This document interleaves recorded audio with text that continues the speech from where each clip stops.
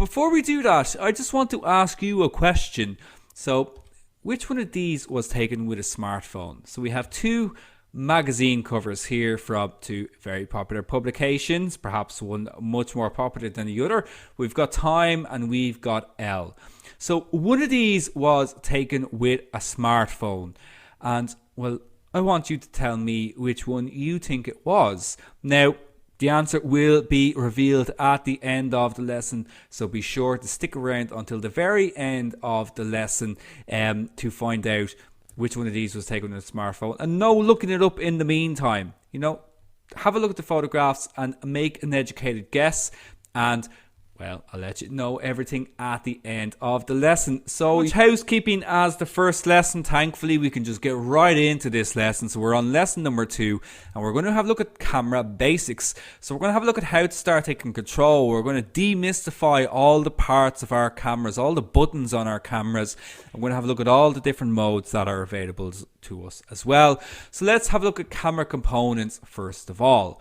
Now, for the purpose of this lesson, I am going to be looking at a Nikon DSLR. Now, there's absolutely no brand affiliates on these courses, but basically all of the buttons and everything that I discuss, all the components that I discuss, are pretty much universal, and you will find them on your own cameras. Now, if you're using, say, a compact or a smartphone, obviously these are going to be a little bit more limited, but in general, you're going to be able to find these functions in some capacity on your phones or your cameras.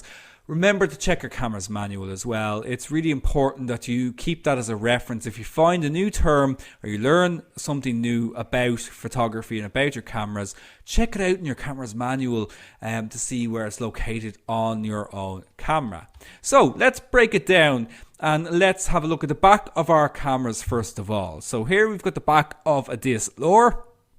Now, as I said, this is pretty standard. So while it might look slightly different from your own camera, all the buttons and the features are going to be available there. They just might be rearranged. But the very first thing to have a look at is our LCD, our liquid crystal display.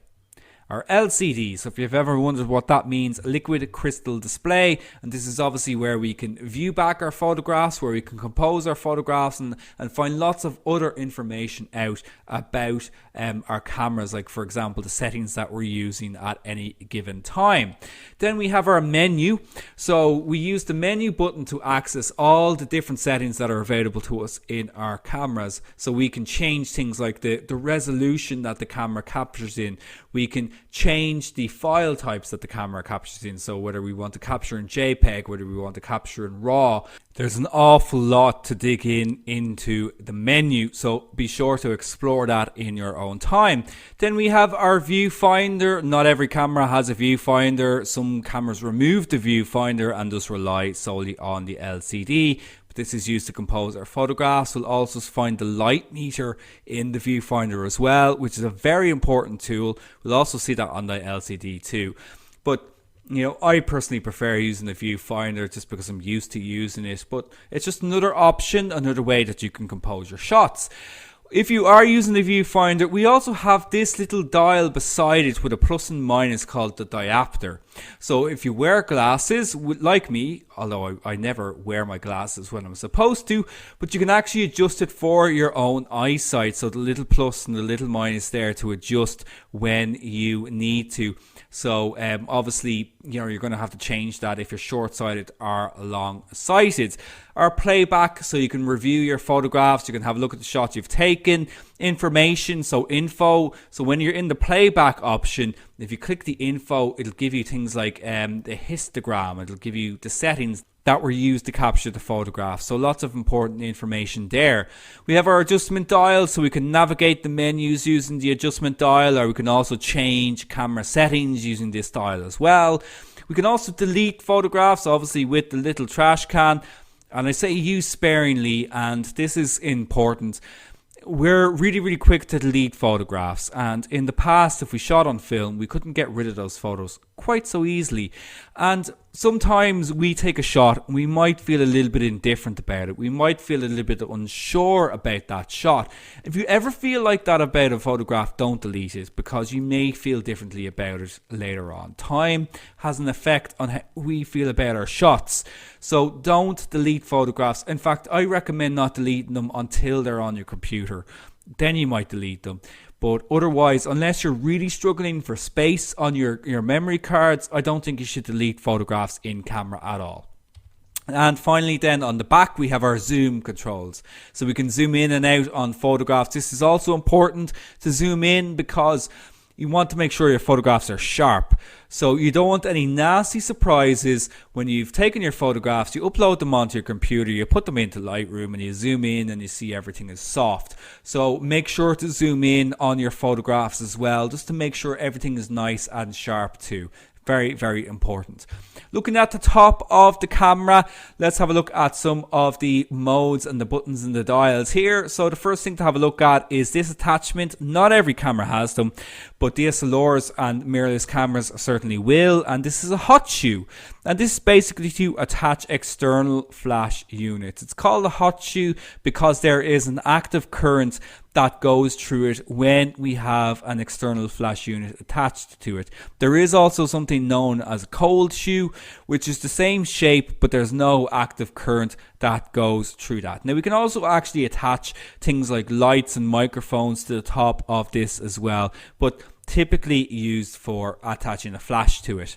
Then we have our microphone. This is for sound during video, for capturing sound during video and for playing it back as well.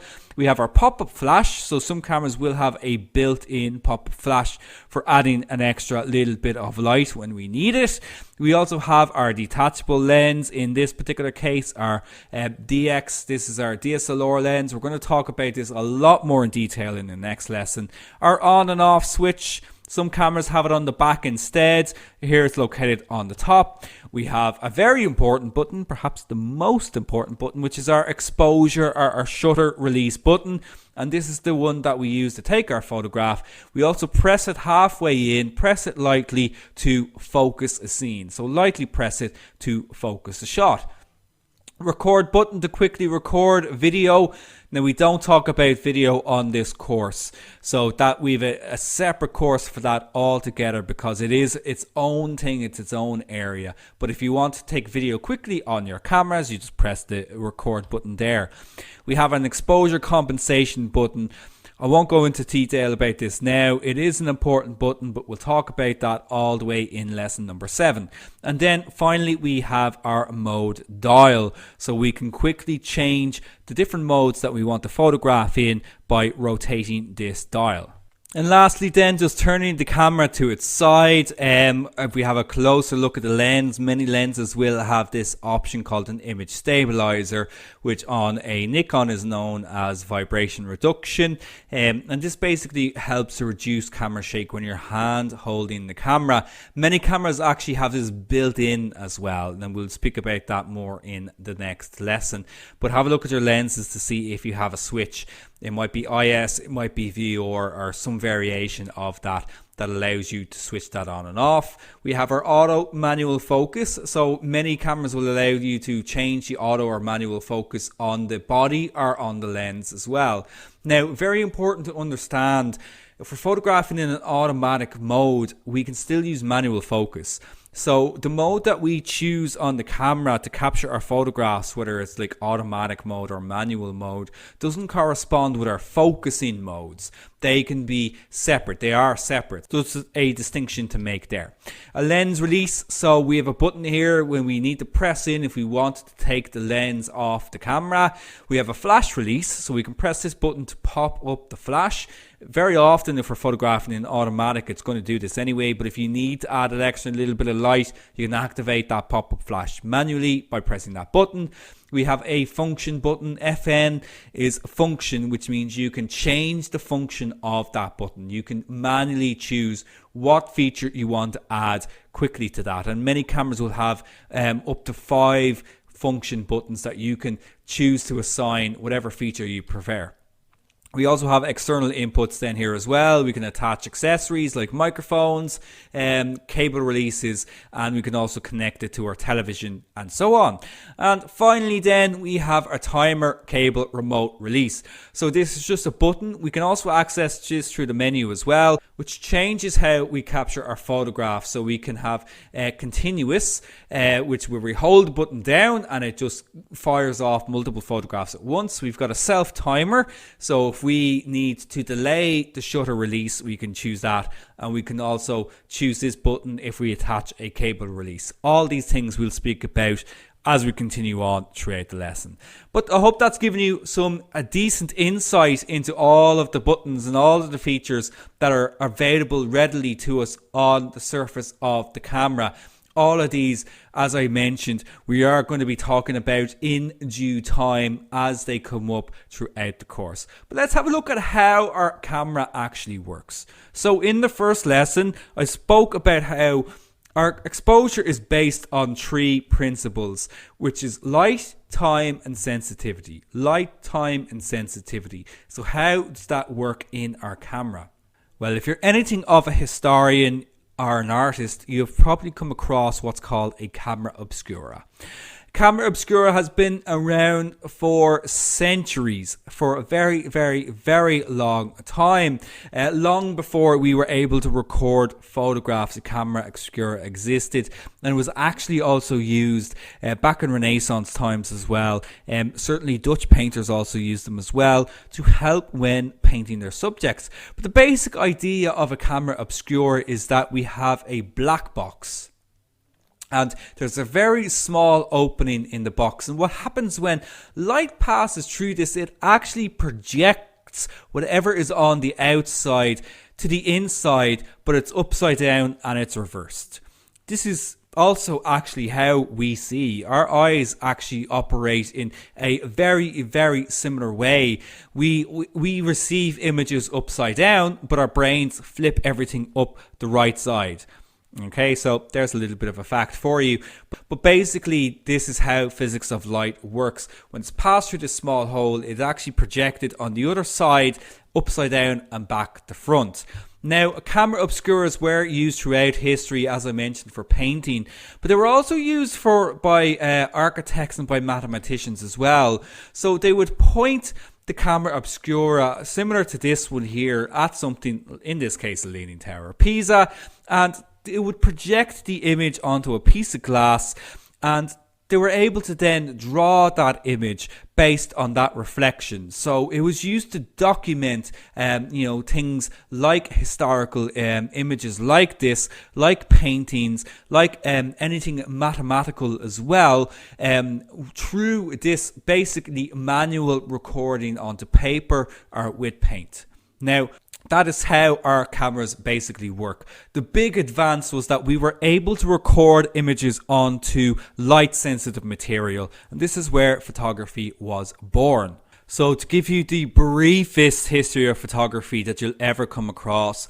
So first of all, light sensitive materials were discovered in around the 1700s, but it wasn't until around 1826, 1827 that Niels van Niesp, a difficult one to pronounce, produced this photograph, the view from the window at Le Gras, using a camera obscura with light sensitive material. Then we have Laycock Abbey in 1835, produced by Fox Talbot, which is a prototype for a negative.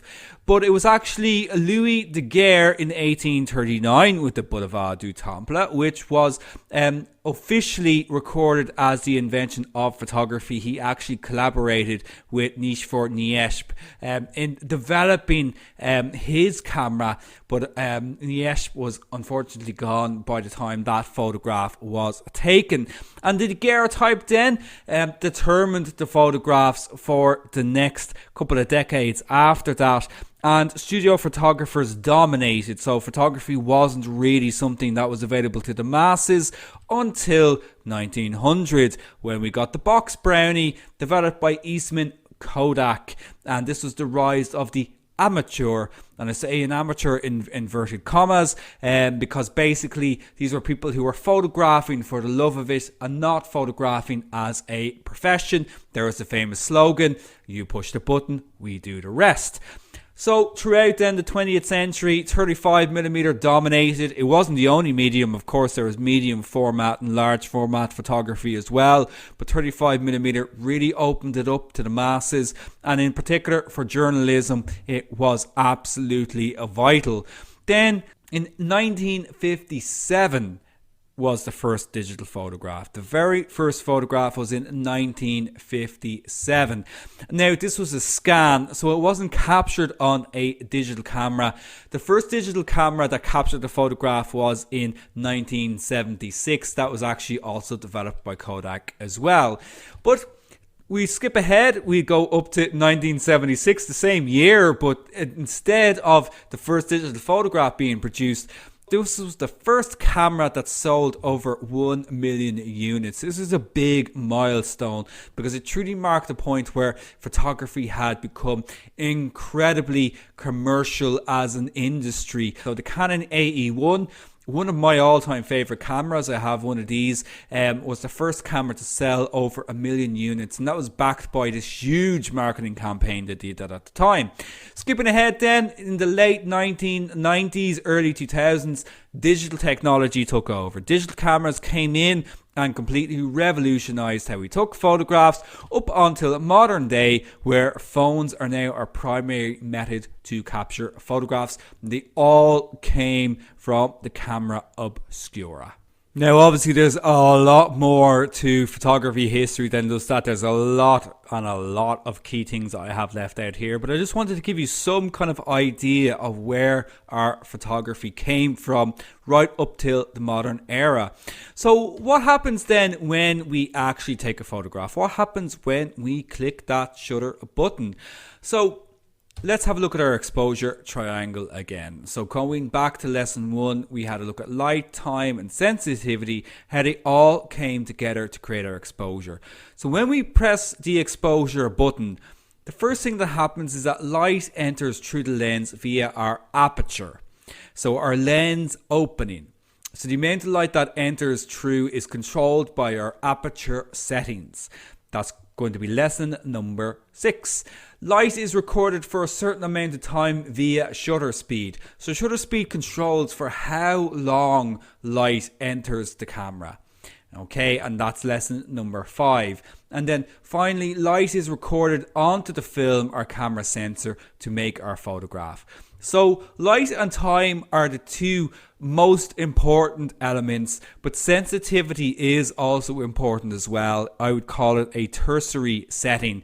It would be the third thing that we need to consider, but primarily we should be looking at our aperture and our shutter speed to get the correct exposure. We're going to build up to using aperture and shutter speed and ISO all together to create this balanced exposure. This is what fully manual mode is all about. Before we do that though, we need to learn how these work individually, and it is possible to use these settings on their own via our cameras. But let's have a look at how our DSLR captures a photograph and records light onto an image sensor. So here we have our side view of a camera again. Let's cut this in half. Let's chop this camera in half and have a look at the insides. So here's a very basic diagram of what's on the inside of a DSLR. First, we have our light entering the lens. So light enters through the lens, it passes through our apertures. So we choose how much light enters through the lens by controlling the aperture. And when we're looking through a DSLR, light is bounced off the mirror of our DSLR, and it bounces around a very unusual looking device called a pentaprism, and it comes out the viewfinder, and this is what allows us to see the photograph. So in a DSLR has a mirror inside of it, and if you ever take off your lens, you'll actually see the mirror, and basically light enters through the lens, bounces off the mirror, bounces all around the pentaprism and it allows us to see the photograph. Located behind the mirror is our film or our image sensor. So behind the mirror we have our shutter and our film and our image sensor. Now, very important to note, only DSLRs or film cameras have mirrors and pentaprisms. These do not have any effect on the photograph. It only enables us to actually see the shot. As we saw, if we were to do this using no mirror, the image would be upside down and back to front. And if you use a large format camera, that's exactly how you see the photograph. There's no mirrors in a large format camera, so everything's upside down and back to front. But on our DSLRs, our modern DSLRs, our film cameras, we see the image projected the right way up because of the mirror and the pentaprism. They don't have any effect on the photograph whatsoever. Now, when we press our exposure button, what happens is that the mirror moves out of the way. The mirror lifts up and the shutter opens, and this allows the light to hit the image sensor, and it's recorded onto the image sensor for the duration of time set by the shutter speed. So DSLR is digital single lens reflex. The digital simply stands for digital because it's a digital camera, but the single lens reflex part refers to this action of the light entering through the lens, the mirror moving up out of the way, and the reflex action of the image being captured and the mirror dropping back down when the image is finished recording. Now think about this. When you take a photograph, if you're using the DSLR, what happens when you take a photograph? For a split second that you're taking that shot, what happens when you're looking through the viewfinder? So I want you to type that into Morpheus. Now, if you haven't got a DSLR, don't worry about it. But if you have a DSLR and you take a photograph, what happens in that split second that you take the shot? Okay, so if you said that the image goes black, you're 100% right. And the reason that the image goes black for a split second is because the mirror has moved out of the way. So light is not being reflected off the mirror anymore. It's had to move out of the way to allow the light to pass through to hit the image sensor. Now, if we're using a bridge camera, a smartphone, a mirrorless camera, anything like that that doesn't have a pentaprism or a mirror inside it, the process is a lot more straightforward. Light enters through the lens. When we take the photograph, the shutter simply moves out of the way and allows light to be passed onto the image sensor to record the image. Now, in our smartphones, there's no shutter as such. There's no shutter curtain. It just the image sensor simply activates for the amount of time that we choose, or that the camera chooses itself, to record the image. And fundamentally, that's how it all works. So it's this combination of the aperture allowing a certain volume of light to pass through, and the shutter speed controlling how much time the light is recorded onto the camera's sensor. And fundamentally, that's how we get our photographs. Obviously, there's a lot more to it than just that. Now, just a very quick note on sensor size. So sensor size can be a little bit complicated, so I'm not going to go into too much detail about it right now. But basically, there are lots of different types of cameras out there, as we have seen, and they all work on the same principles. Light controlled by the aperture and time controlled by shutter speed. Where the difference in quality comes from, it comes from a combination of the lenses that are attached to the camera, and it also comes from the size of the image sensor, and indeed the quality of the image sensor as well.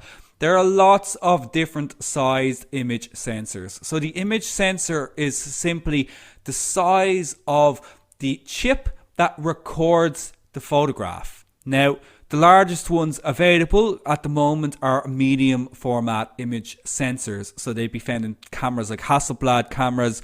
Fujifilm have a range of medium format as well. These are very expensive cameras though. And I mean, you're talking, $5,000 upwards, in some cases all the way up to $40,000, depending on the camera. So these are very much out of range for the majority of people. Full frame cameras, these are these are 35mm sensors. Now that means 35mm across, going from the diagonal. This would be considered the standard because it was the standard film size. 35mm film, 35mm sensor. This is considered full frame. Then we've got APS-C sensors. These are in kind of more entry-level cameras. They're in some mirrorless sized cameras as well. There's just a slightly smaller sensor. So the image quality not quite up there with a full frame, but you'd be hard pushed in this day and age to see the difference, to be 100% honest. Then we've got ones that are known as micro four thirds. These are even a smaller sensor size. So these would be found in cameras like this one here, the Olympus, which I actually have one of those myself. Great little camera. Then we've got 1-inch sensors, found a lot of compact cameras, and then we've kind of got our smartphone sized sensors. So if you're wondering why there's a difference in quality when the fundamental principles are the same, it's light and time, it's down to the quality of the lens, and it's down to your image sensor size. It's not anything to get hung up on at the moment, because we are going to be talking about it a lot more. Like, the technology just keeps getting better and better and better. There's a lot more being fit onto these smaller imaging sensors that it's actually getting hard to tell what type of camera certain images are taken on. But we will certainly come back to that when the time is right. Let's move on to the last portion of this lesson and have a look at choosing the right mode for the right scenario when we're out there photographing. So the first thing to talk about is, of course, our mode dial. So most cameras will have some type of mode dial located on the top of the camera for quick access to the different camera modes. Now, not all cameras are designed the same, so it may not be on the top of your camera. It might be actually something located in the menu. Do have a look, because a lot of cameras will remove a lot of buttons and put them in the menu instead to make cameras smaller and more compact. But generally, the most kind of frequently used modes are going to be found on the mode dial. And it's a good idea to have your camera manual handy as well when you're learning about all these different new modes. But the first one to talk about is, of course, the old reliable auto mode. So the automatic mode, great for everyday photography. But this is the mode that we want to get away from as well, because there's a big disadvantage with using auto mode, and that's how we have no control whatsoever. So let's have a look at auto mode.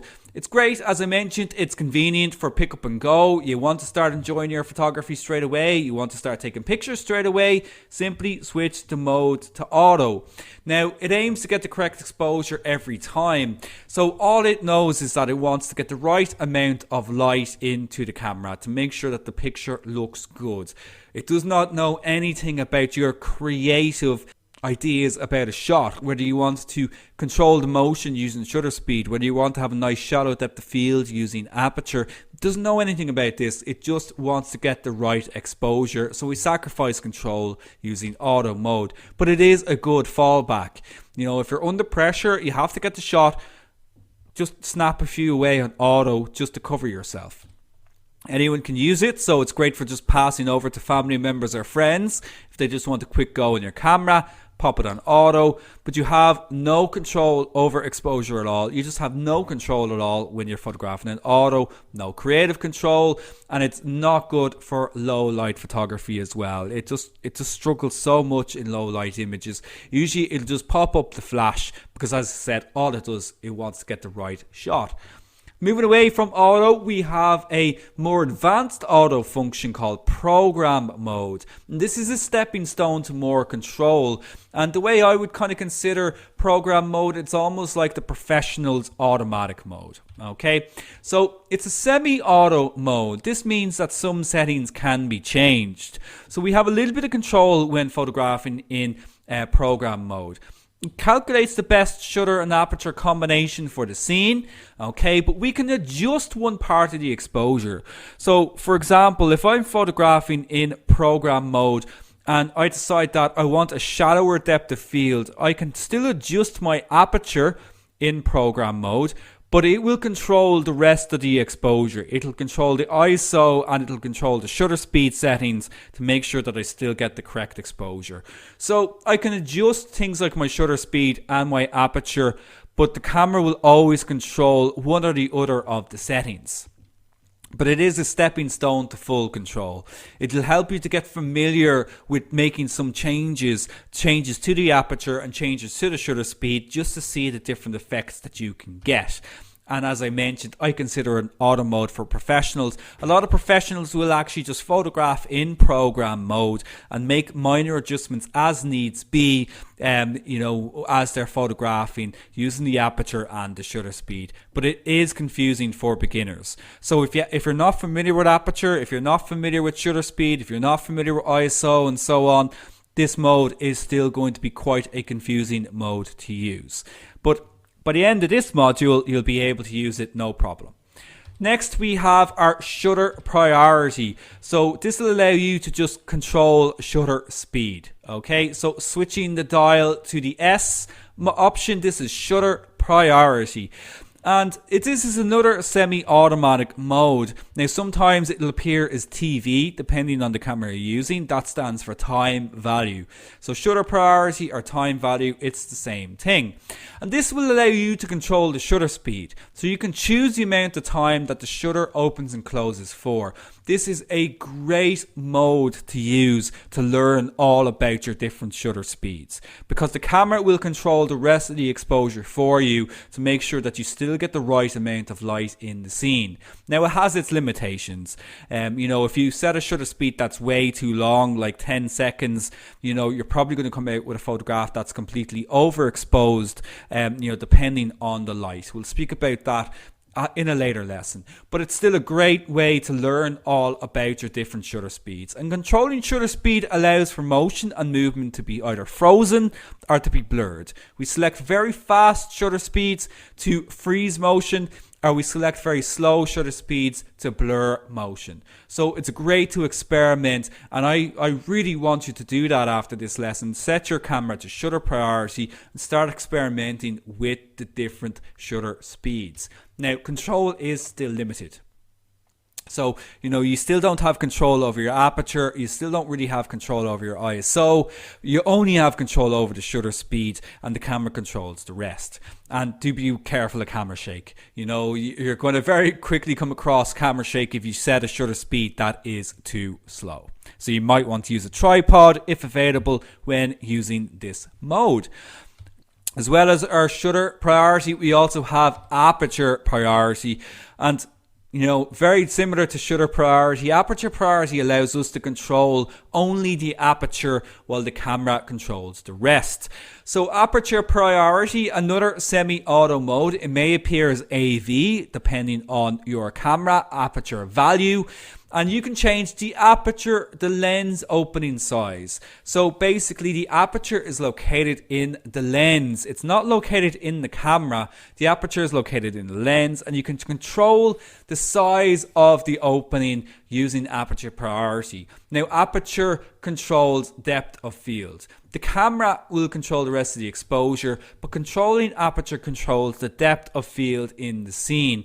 And this, as I mentioned, similar to shutter speed, it's a great way to learn apertures and see depth of field in action.